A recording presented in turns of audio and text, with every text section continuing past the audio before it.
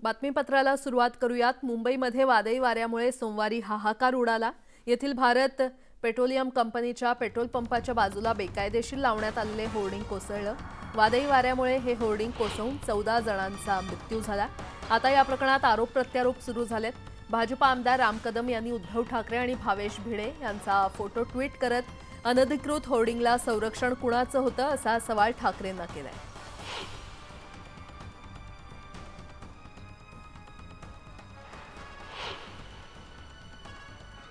या घटनेला जो जबाबदार आहे भावेश भिडे याला स्वतः श्रीमान उद्धव ठाकरे आपल्या घरात म्हणजे मातोश्रीमध्ये बोलावून फुलांचा पुष्पगुच्छ देत आहे।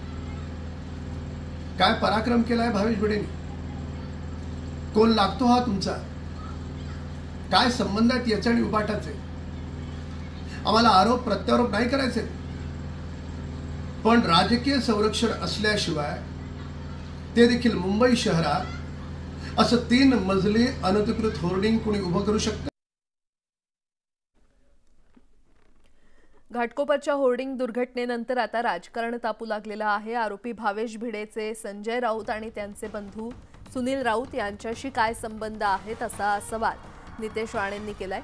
या प्रकरणी जे जबाबदार असतील त्यांच्यावर कठोर कारवाई करण्यात यावी अशी मागणी राणेंनी केली आहे। भावेश भिडेंचे जे पार्टनर आहेत आणि ज्यांच्यामुळे निष्पाप मुंबईकरांना जीव गमवावा लागला ती होर्डिंग वेळेत काढली असती तर हे सगळे मुंबईकर आज जिवंत असते असा हल्लाबोल राणेंनी केलेला आहे। भावेश भिडे नेमकं कोणाचा पार्टनर आहे? संजय राजाराम राऊतचा भाऊ सुनील राऊत आणि भावेश भिडेचे काय संबंध आहेत? या भावेश भिडेला सुनील राऊत मातोश्रीकडे जाऊन उद्धव ठाकरे बरोबर फोटो काढला होता का? ह्याचेही उत्तर थोडा संजय राजाराम राऊतनी आपलं थोबाड उघडून आम्हाला द्यावं। ह्या दुर्घटनेचे जे जबाबदार आहेत,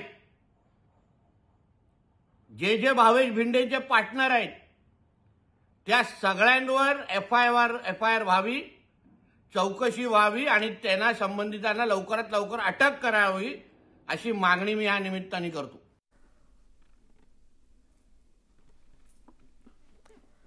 2021-22 या वर्षात मोठ्या प्रमाणावर अनधिकृत होर्डिंग्स बनवण्यात आलेत असा आरोप किरीट सोमय्यांनी केला। या होर्डिंगला 1 जानेवारी 2020 ते 1 मार्च 2022 पर्यंत परवानगी आहे। शहाजी निकम यांनी ही परवानगी दिली। 40 फुटांची परवानगी असताना 120 फुटांची परवानगी दिली आहे आणि याबाबत पोलिसांकडे हरकती नोंदवल्या, पण त्याकडे दुर्लक्ष करण्यात आल्याचंही सोमय्या यांनी म्हटलं।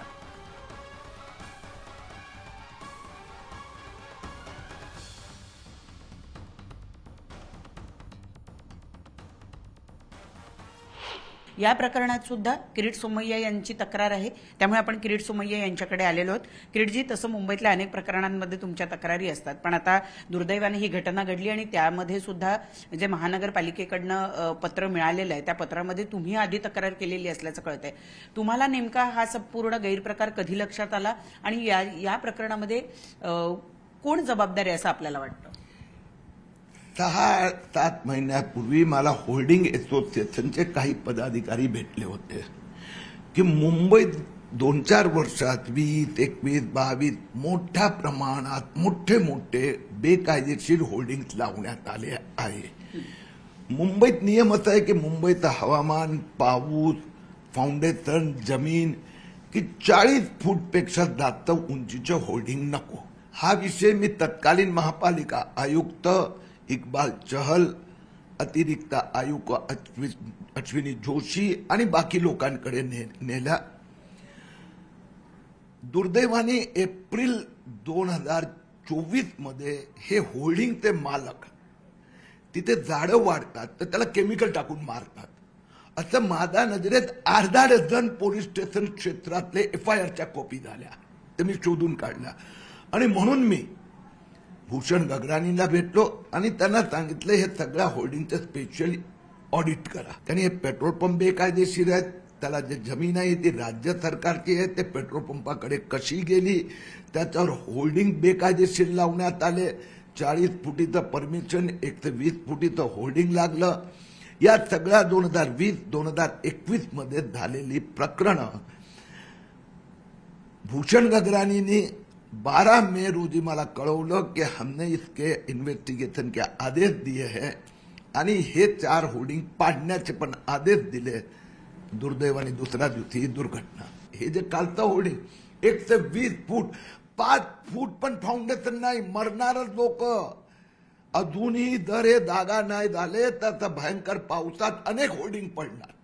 आणि म्हणून मी सरकारला प्रार्थना करतोय लवकरात लवकर याचं इन्व्हेस्टिगेशन ऑडिट, स्पेशल ऑडिट, फाउंडेशनचं स्पेशल ऑडिट करावा। मी गॅरंटी देतो मोर दॅन 500 सचे असे इलिगल होर्डिंग 2 महिन्यात ते बाहेर येणार। तर हे होते किरीट सोमय्या ज्यांनी या संपूर्ण प्रकरणामध्ये यापूर्वीच मुंबई महानगरपालिकेला या संपूर्ण प्रकरणाची किंवा हे अनधिकृत होर्डिंगच्या बद्दलची माहिती दिलेली होती।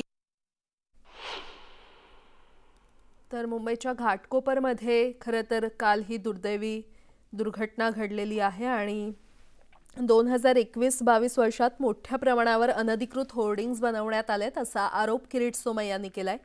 या होर्डिंगला 1 जानेवारी 2020 ते 1 मार्च 2022 पर्यंत परवानगी आहे।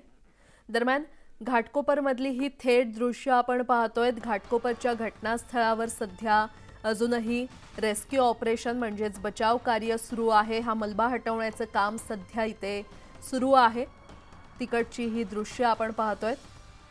साधारण संध्याकाळच्या सुमारास एक भलं मोठं होर्डिंग या पेट्रोल पंपावर कोसळलं आणि यामध्ये 14 जणांचा मृत्यू झालाय, तर बरेच जण जखमी झालेत। दरम्यान अनधिकृत होर्डिंग लावण्याची जागा ही पोलिसांची होती अशी माहिती देखील समोर येते आणि किरीट सोमय्यांनी देखील आता यावर आक्षेप घेतलेला आहे। 2021-22 या वर्षात मोठ्या प्रमाणावर अनधिकृत होर्डिंग बनवण्यात आलेत असा आरोप किरीट सोमय्यांनी केलाय। दरम्यान घाटकोपरच्या घटनास्थळावरची ही थेट दृश्य आपण पाहतोय। क्रेनच्या सहाय्यानं हा मलबा हे गर्डर हटवण्यात येत आहेत।